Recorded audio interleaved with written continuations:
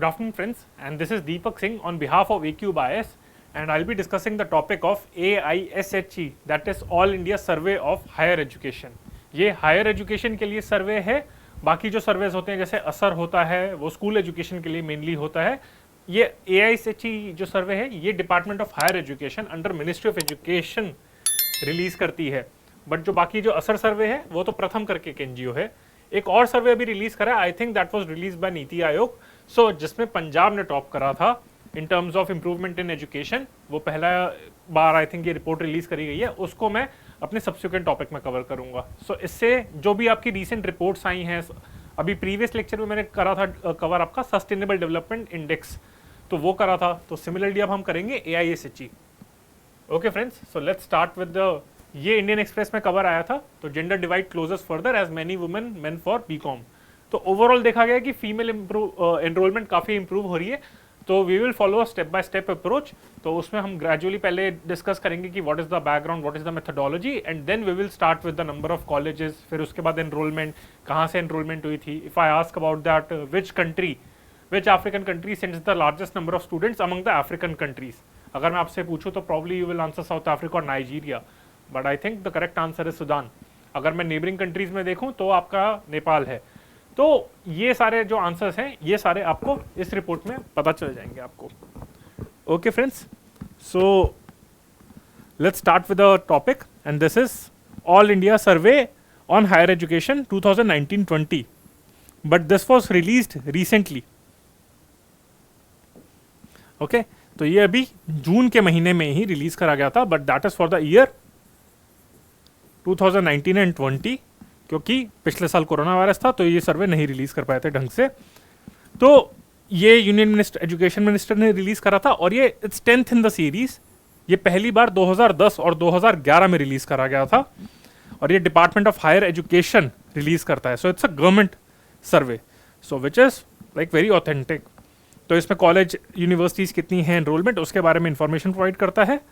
So let's directly jump to the topic. इसमें ज़्यादा analytical नहीं है, ये मेनली प्रीलिम्स ओरिएंटेड है, but definitely while writing your mains answer you can use these statistics when we will talk about gender empowerment, women empowerment, gender equality के बारे में बात करेंगे in terms of education, in terms of SC/STs उनका कितना progress है, minorities का. Then you can discuss, use these statistics. Okay, so let's discuss. पहले हम करते हैं number of colleges, universities, higher education institute, उसके बारे में बात करते हैं. तो in terms of like total institutes अगर हम बात करें तो there are like 3 categories. First is standalone institutes, second is colleges, third is universities. तो अगर हम टोटल शेयर की बात करें तो in 2019 and 20 the lowest were universities, that is 1043 number of universities, 42,000 were colleges, and standalone institutes were 11,000 और 12,000 approximately. ये आपका शेयर है. तो पहले यूनिवर्सिटी आई, मतलब सबसे टॉप पे आपका colleges, then followed by standalone institutes of higher education, and then आपका यूनिवर्सिटीज. ठीक है, अभी उस टाइम पहले एक और रिपोर्ट आई थी QS वर्ल्ड यूनिवर्सिटी के बारे में आया था, तो that in that list JNU was included for the first time among Indian institutes, and I think that IIT Bombay topped it again, and followed by IIT Delhi and then ISC. और ISC Bangalore को उस सर्वे में that was ranked as the first topmost research institute in the whole world. अगर research institute की बारे में बात करें तो ISC Bangalore of India topped the ranking on the research criteria. पर वो हम अलग से डिस्कस करेंगे QS वर्ल्ड यूनिवर्सिटी रैंकिंग्स को. अभी हम डिस्कस करते हैं नंबर ऑफ कॉलेजेस के बारे में. तो हमने वही डिस्कस करा, 1043 यूनिवर्सिटीज है, 42,000 प्लस आपके कॉलेजेस हैं, एंड स्टैंड अलोन इंस्टीट्यूट्स हैं आपके कुछ 12,000, 11 और 12,000.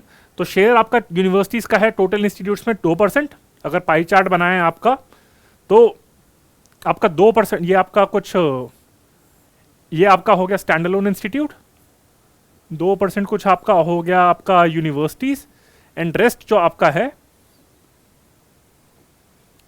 दैट इज ऑल आपका colleges. So this is colleges. Okay, ये आपका हो गया. Now if you talk about universities, then around 400 universities are privately manage, and 420 universities, 420, ये श्री 420 है, तो are located in rural area. So if we talk about like disparity in education among the various areas, urban rural divide में देखें तो ऐसा नहीं है. Universities are there, definitely the quality might differ in the rural area, पर at least the infrastructure is there. और 400 universities आपके privately manage है, and around 400 plus universities are in rural areas. If you talk about the states किसमें सबसे ज्यादा colleges हैं, if you talk about the number of colleges की बात करें, not in terms of percentage या फिर डेंसिटी वाइज, तो जो 8 स्टेट्स हैं जो टॉप में आती हैं, the top most state is Uttar Pradesh, and then it is followed by Maharashtra, and then Karnataka. Karnataka में तो बहुत ज़्यादा स्टेट्स होती हैं. उत्तर प्रदेश में ये कि बड़ा ही बहुत है, पॉपुलेशन वाइज भी काफ़ी ज़्यादा है to cater to that, then followed by Maharashtra and Karnataka. So these 3 are the top 3 states in terms of number of colleges. UP, Maharashtra, Karnataka. अभी हम नंबर ऑफ कॉलेजेस की बात कर रहे हैं, क्वालिटी वाइज या फिर किसी और क्राइटेरिया पे बात नहीं कर रहे. सो this is about the colleges. अगर हम डिस्ट्रिक्ट वाइज में बात करें तो Bangalore urban district, Bengaluru, has the highest number of colleges with 1000 colleges, followed by Jaipur. ठीक है, तो ये आपका हो गया बेंगलुरु हो गया और जयपुर हो गया. मुझे लग रहा था पुणे होगा. Even I was surprise when I read about the statistics कि पुणे टॉप पे होगा, पर बेंगलुरु सबसे ज्यादा टॉप करता है, followed by Jaipur. College density की बात करें, then again that is number of colleges per lakh eligible population. That is eligible population का मतलब है 18 to 23 ईयर्स ऑफ एज. ये हायर एजुकेशन की एलिजिबल पॉपुलेशन है. तो सबसे ज्यादा हाईएस्ट डेंसिटी है कर्नाटका में, विच इज 30. तो 30 कॉलेजेस पर 1 लाख पॉपुलेशन है कर्नाटका में. पर उल्टा बिहार में अगर देखा जाए तो ओनली 7 पर 1 लाख आर देयर. तो और अभी हमने पिछले लेक्चर में सस्टेनेबल डेवलपमेंट गोल इंडेक्स 2020-21 के बारे में भी हमने पढ़ा था. तो उसमें मैंने आपको बताया था कि Bihar is the lowest ranked state. तो बिहार यहाँ पे भी कॉलेज डेंसिटी में भी सबसे पीछे है. और बिहार के बाद झारखंड आता था, फिर उसका 10वां आता था सस्टेनेबल डेवलपमेंट गोल इंडेक्स 2011-20. जो ये लेक्चर देख रहे हैं तो उनको मैं रिकमेंड करूंगा, मेरे सारे वीडियोस यहाँ पे AQ बायस के चैनल पे हैं, तो आप वो वाला लेक्चर भी देखिएगा. उसमें आपको पूरी क्लैरिटी मिल जाएगी सस्टेनेबल डेवलपमेंट गोल और उसके इंडेक्स के कंटेक्स्ट में. तो कॉम्प्रिहेंसिवली कवर कर रहा है, जैसे इससे मैं कवर कर रहा हूँ comprehensively, yet in a concise manner.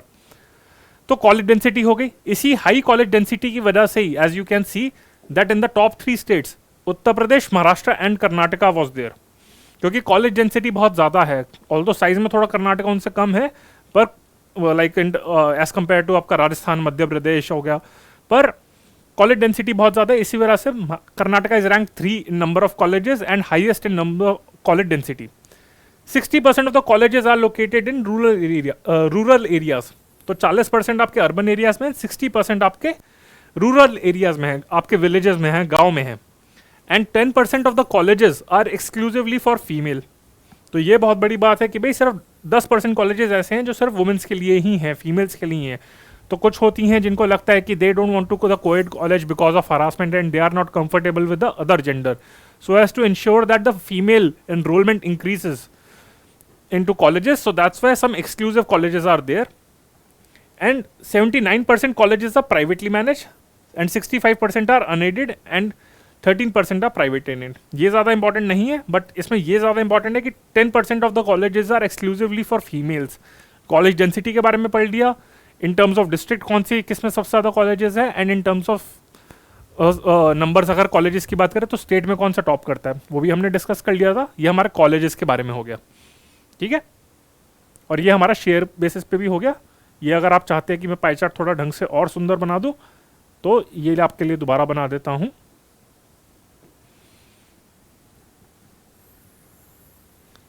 If we talk about this, ये हमारा हो गया. अगर ये हमारा पाई चार्ट है तो इसमें हो गया 21% आपका हो गया ये आपका हो गया स्टैंड अलोन इंस्टीट्यूट.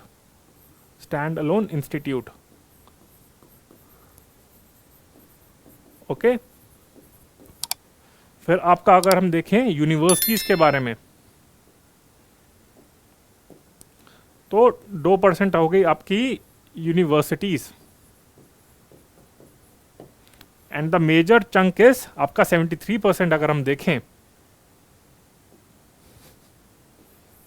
अगर 77% सॉरी 77% देखें तो वो आपका हो गया कॉलेजेस। सॉरी यहीं पर करते हैं। तो this is being set by AISHE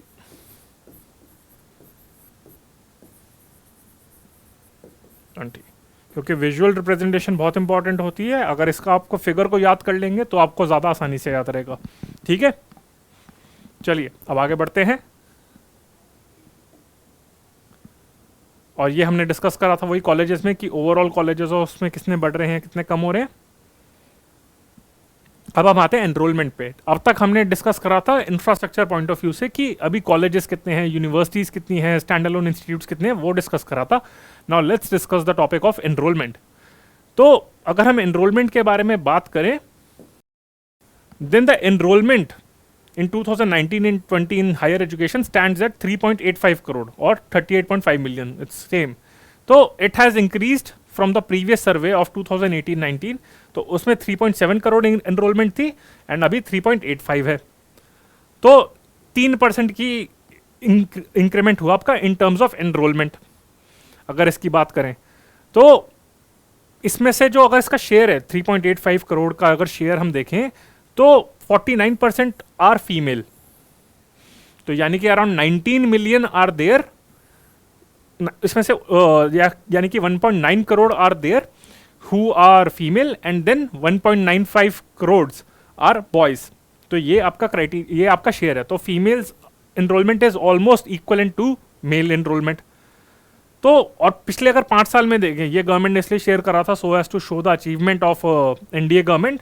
तो there has been a growth of 11% from 2015 to 2019। तो पिछले साल में ही 3% की ग्रोथ हुई थी और पिछले 4-5 साल में देखा जाए तो 11% की ग्रोथ हुई है 2015 से लेकर 2019-20 तक। ये आपका ग्रोथ हो गया एनरोलमेंट में। I hope it's clear friends.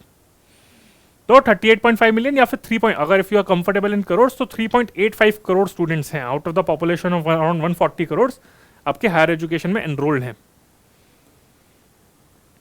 अगर एनरोलमेंट की बात करें जाए तो सेम यहाँ पे ये भी सेम ही सीक्वेंस है almost. Uttar Pradesh followed by Maharashtra, but in this case it is Tamil Nadu not Karnataka. Okay, as I said in terms of colleges 3rd number पे कर्नाटका था, but enrolment it is TN Tamil Nadu. तो यहां पे फर्क है। टॉप 2 जो आपका है उत्तर प्रदेश और महाराष्ट्र वो दोनों सेम है। ओके फ्रेंड्स, ये ध्यान रखना आप इसमें। ओके, यहां पे अगर मैं शेयर करूं आप लोगों से कि if you talk about enrolment colleges, आपका आ गया UP, then Maharashtra and then Karnataka. यहां पे कॉलेजेस हो गया। But if you talk about enrolment,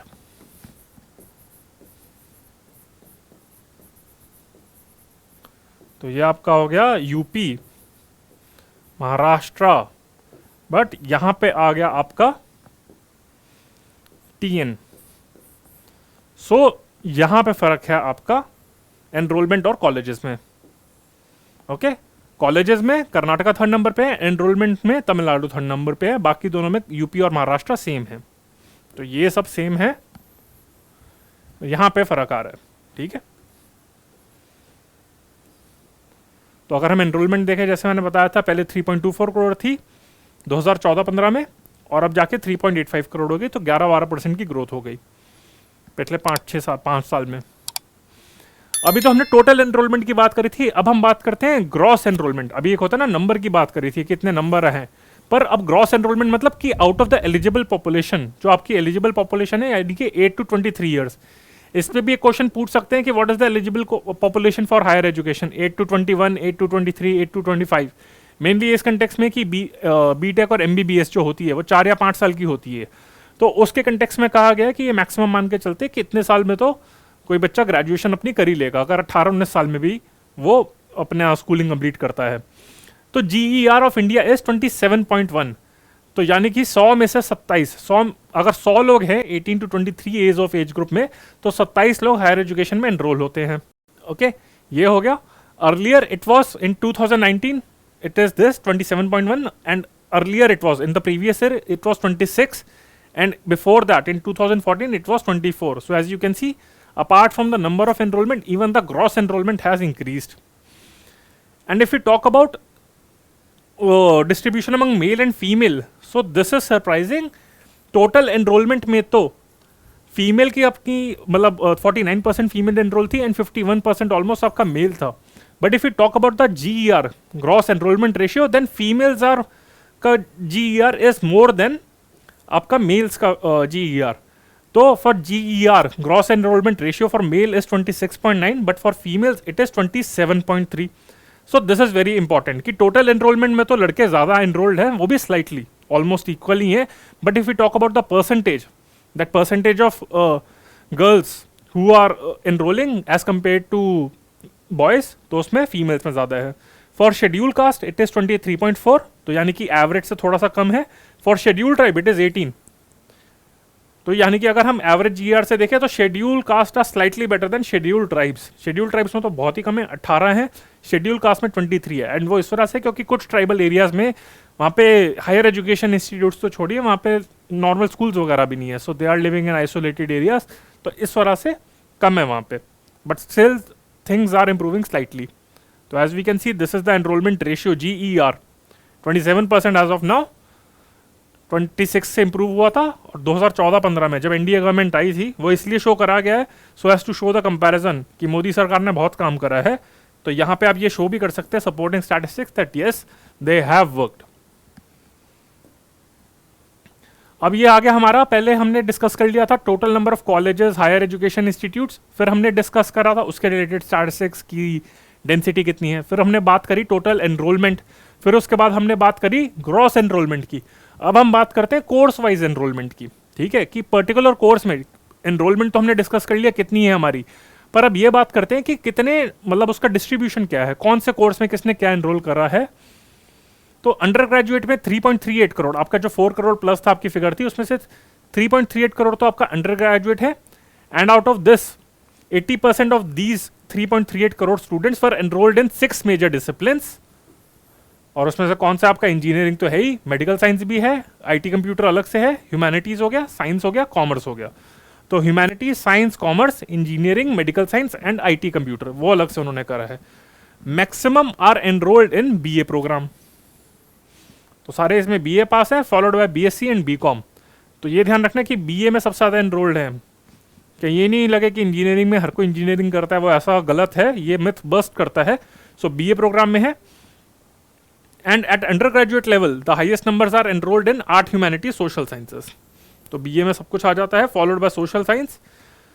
तो ये है आपका मैक्सिमम नंबर इसमें BA प्रोग्राम में है. एंड उसमें भी अगर डिसिप्लिन वाइज देखें तो आर्ट, ह्यूमैनिटीज में सबसे ज़्यादा है, followed by science, commerce and engineering. Overall the number of students had increase across discipline except engineering. तो अब यानी कि इंजीनियरिंग में सैचुरेशन आ चुकी है. अब लगता है कि भाई इंजीनियरिंग में बहुत ज़्यादा एनरोलमेंट कर ली और उससे ज़्यादा कुछ होना नहीं है, क्योंकि अल्टीमेटली मैक्सिमम लोगों ने उसके बाद MBA करनी होती है या फिर IAS के एग्जाम में आ जाते हैं, तो उन्हें लगता है कि डायरेक्टली फिर इंजीनियरिंग में क्यों पढ़े. तो ये रीज़न हो सकता है, कुछ और भी रीज़न हो सकते हैं. तो ये इंपॉर्टेंट फैक्ट है. पहला जो इंपॉर्टेंट फैक्ट है कोर्स वाइज एनरोलमेंट में, तो मैंने यही आपको बताया था कि सबसे ज़्यादा नंबर ऑफ स्टूडेंट्स आपके एनरोल्ड है BA प्रोग्राम में.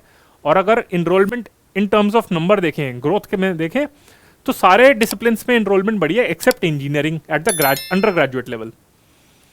ओके, तो ये हो गया. पोस्ट ग्रेजुएट में लेवल में भी इंजीनियरिंग में एनरोलमेंट कम हुई है पोस्ट ग्रेजुएट लेवल पे, क्योंकि इंजीनियरिंग को भी हम अब ब्रेकअप कर रहे हैं कि पोस्ट ग्रेजुएट यानी कि BTech हो गई, सॉरी अंडर ग्रेजुएट होगी BTech, वहाँ पे एनरोलमेंट डिक्लाइन हुई है, मतलब ग्रोथ कम हुई है वहाँ पे. Okay, so post graduate level में भी number of students engineering has decreased. पहले 1.8 लाख स्टूडेंट्स MTech करते थे, मास्टर्स करते थे, अब सिर्फ 1.7 लाख करते हैं. पर अगर हम उसमें देखें, रिसर्च में देखें, डॉक्टरेट्स में देखें, PhD में देखें, तो वहाँ पे इंजीनियरिंग डिसिप्लिन में ग्रोथ बढ़ रही है. तो ये आपका इंपॉर्टेंट फैक्ट है. यहाँ पे आपका जो मास्टर्स हो गया, नंबर ऑफ डॉक्टरेट्स हो गए, तो ये आपका वहाँ पे इंजीनियरिंग में हायर लेवल पे बढ़ रही है चीज़. बाकी लेकिन ओवरऑल अगर इंजीनियरिंग में देखा जाए तो डिसिप्लिन में वहाँ पे एनरोलमेंट कम हुई है. तो ये हमने इन डेप्थ आपका एनालिसिस करा दिया है कि कौन से डिसिप्लिन में कोर्स वाइज क्या सिनेरियो है, ओवरऑल कौन सा टॉप है, बीए का है, पर उसके बाद इंजीनियरिंग का क्या सिनेरियो, और इंजीनियरिंग का भी ब्रेकअप देखें तो उसमें ओवरऑल एनरोलमेंट कम हो रही है, बट एक्सेप्ट आपका रिसर्च लेवल पे। अंडर ग्रेजुएट आपका बीटेक पे, एमटेक पे, वहाँ पे कम हो रहा है। फिर फॉरेन स्टूडेंट्स की बात करें तो फॉरेन स्टूडेंट्स स्लाइटली बढ़े हैं and it is about to touch 50,000। पहले 47 थे, अब 49,000 प्लस हैं। And highest share of foreign students come from the neighbouring countries which is Nepal. Nepal में से तो 28% आते हैं, क्योंकि नेपाल के साथ हमारा है बेटी रोटी का relationship, and then followed by Afghanistan and Bangladesh, Bhutan, and उसके बाद सूडान आता है। तो शायद हमें लगेगा कि भूटान ऊपर है क्योंकि भूटान के साथ रिलेशंस काफ़ी अच्छे हैं, पर ऐसा नहीं है, और लगेगा कि बांग्लादेश के साथ कम है क्योंकि वहाँ से माइग्रेंट्स आते हैं, वो भी गलत है। तो पहला नेपाल से आते हैं, फॉलोड बाय अफगानिस्तान, फिर बांग्लादेश, फिर भूटान, एंड उसके बाद आते हैं सूडान से। तो साउथ अफ्रीका या फिर आपका नाइजीरिया हो गया, वहाँ से अगर हम if you talk about the African countries, तो मैंने लेक्चर के स्टार्टिंग में आपसे क्वेश्चन पूछा था दैट कौन सी अफ्रीकन कंट्री से सबसे ज़्यादा स्टूडेंट्स आते हैं। So it comes from Sudan, not south Sudan और नॉट साउथ अफ्रीका और नाइजीरिया, जिसके साथ रिलेशन काफ़ी अच्छे हैं।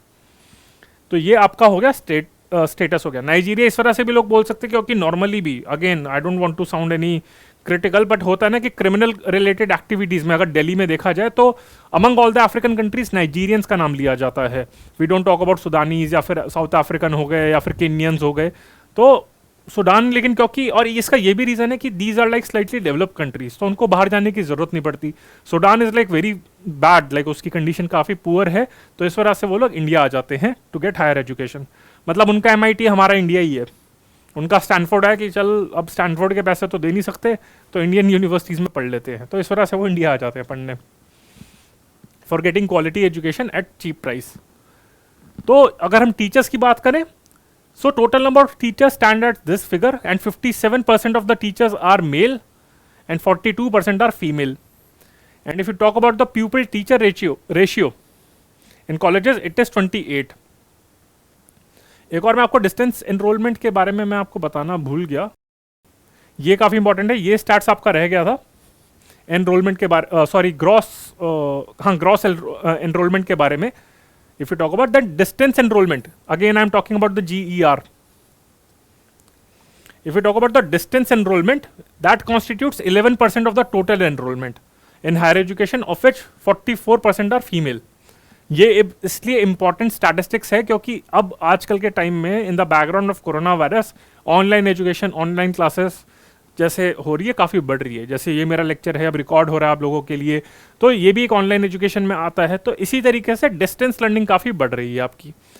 Then schedule caste students constitute 14% of the total, उसका GR अगर देखा जाए तो 14% है ऑफ टोटल एनरोलमेंट में, and schedule tribes out of the total enrolled students are 5.6%, उनका शेयर है। 37 आपका, ये हम टोटल एनरोलमेंट की बात कर रहे हैं, ओके ये हम टोटल एनरोलमेंट की बात करें तो डिस्टेंस एनरोलमेंट मतलब अगर 100 में से 11 लोग आपके डिस्टेंस लर्निंग में आते हैं, ये टोटल एनरोलमेंट के बारे में बात कर रहे हैं, जिसमें से शेड्यूल कास्ट का शेयर है 14%, शेड्यूल ट्राइब का शेयर है 5%, और 37 आपका बिलोंग करते हैं OBC में, और मुस्लिम स्टूडेंट्स आपके जो होते हैं वो 5% है, मुस्लिम माइनॉरिटी, एंड बाकी जो आपके 2.3% होते हैं वो आपकी अदर माइनॉरिटीज़ में आते हैं। तो ये आपका ब्रेकअप है टोटल एनरोलमेंट का, ये भी आप लोगों से शेयर कर दिया। एंड फिर हम टीचर्स के बारे में बात करते हैं, फॉरेन स्टूडेंट्स के बारे में बात कर ली हमने, टीचर्स के बारे में बात कर ली कि 57% of the teachers are male, rest are female. और अगर हम वुमेन पार्टिसिपेशन की बात करें तो इसमें एक जेंडर पैरिटी इंडेक्स भी इसमें इन्होंने उसके बारे में मेंशन करा था, तो that is 1.01 against 1 in 2018-19, indicating an improvement in the relative access to higher education in female of eligible group comparable to males. अगर हमने बात भी करी थी कि अपने ग्रॉस एनरोलमेंट रेशियो के बारे में, तो हमने डिस्कस करा था कि उनका GER is slightly higher than males, so same is indicated by GPI which is 1.01 as against 1 in the last year, तो पहले इक्वल था। But share of female student is lowest in institutions of national importance, followed by deemed university government and state private university. तो वहाँ पे females का participation कम है, जो national institution हो गए इंपॉर्टेंस के हो गए, ISC हो गया, ये सब हो गए, तो वहाँ पे कम है। तो फ्रेंड्स इसके साथ हमने AISHE 2019 हमने कवर कर लिया है। If we go through it again, तो हमने पहले शेयर करा था कि उसमें कब रिलीज़ करा गया था, पहली बार कब रिलीज़ करा था, दैट आई शेयर्ड, और इसने कौन से ईयर के लिए इंट्रोड्यूस करा गया था वो बताया था। Then I spoke about number of colleges and institutes, उसमें मैंने आपको पाई चार्ट बना के बताया था कि कितनी यूनिवर्सिटीज़ है, कितने कॉलेजेस एंड कितने स्टैंड अलोन इंस्टीट्यूशंस हैं। फिर बताया था आपको कि हाईएस्ट नंबर ऑफ इंस्टीट्यूशंस कहाँ पे है, उत्तर प्रदेश, महाराष्ट्र, कर्नाटका में, 3 स्टेट्स में।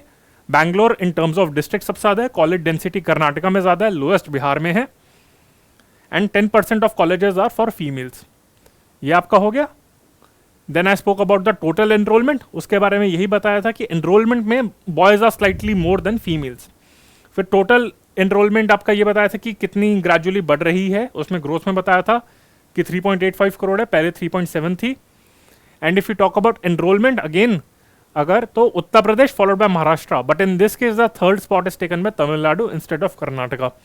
और डिस्टेंस एनरोलमेंट जो आपकी होती है वो 11% की होती है। शेड्यूल कास्ट तो वो 14% एनरोलमेंट है, शेड्यूल ट्राइब की 5% शेयर है, 37% belong to OBCs and 5% belong to Muslims and rest from other minority communities, 2% हो गया। ये हो गया आपका। फिर मैंने ग्रॉस एनरोलमेंट रेशियो बताया था कि 18 to 23 ईयर्स के एज ग्रुप में कितने बच्चे एलिजिबल हैं उसका शेयर, तो कितने लोग एनरोल करते हैं फाइनली। सो दिस इज 27.1, और फीमेल्स के केस में इट इज 27.3, मेल्स में 26.9। तो टोटल एनरोलमेंट में मेल्स का शेयर ज़्यादा है, but if you talk about GER, gross enrolment ratio, कितने लोग एलिजिबल होते हैं और कितने फीमेल पॉपुलेशन के कंपैरिजन में कितने लोग एनरोल करते हैं, तो that is higher in females. Schedule caste के केस में एनरोलमेंट है 23% एंड शेड्यूल ट्राइब्स में 18%, बिलो नेशनल एवरेज। ठीक है, ये हो गया। फिर कोर्स वाइज एनरोलमेंट में करा था कि BA प्रोग्राम में सबसे ज़्यादा एनरोलमेंट होती है, and if you talk about increase in enrolment then except, तो इंजीनियरिंग में अंडर ग्रेजुएट और पोस्ट ग्रेजुएट लेवल पे number of students has decreased. सारे डिसिप्लिन में इंक्रीज हुआ है एक्सेप्ट इंजीनियरिंग में, और इंजीनियरिंग में सिर्फ रिसर्च में स्टूडेंट्स पढ़े हैं, बाकी सब में कम ही हुआ है। फॉरेन स्टूडेंट्स की बात करें, highest comes from Nepal, and in terms of Africa highest comes from Sudan. और टीचर्स भी देखें तो उसमें भी मेल्स का शेयर ज़्यादा है as compare to female. And gender parity index in higher education was 1.01 this year as compare to 1 in 2018 and 19। तो प्रीवियस ईयर में 1 था, अब 1.01 है। ये हो गया। And with this I have completed the lecture of AISHE All India Higher Education Survey for 2019 and 20। And before, I hope you liked it. So before ending the lecture, I want to make an important announcement that AQBIS is launching the General Studies Foundation batch on 7th of July 2021. So that will provide you 800 hours of class teaching, and out of that 80 classes will be, that is 10% of the classes will be targeting current affairs. Apart from that, we are also launching optional subjects of history, polity, geography, sociology and public administration. And to make sure that all the talented candidates who are a bit short of money or who are talented and who deserve some special treatment, so for them we are conducting an exam by the name of IIT, that is IS Inspiration Test. So this test is being conducted on 24th and 27th June. So according to your score in the examination, you will get a scholarship. For example, if you score some percentage of correctly in the examination, so that percentage of scholarship will be given to you.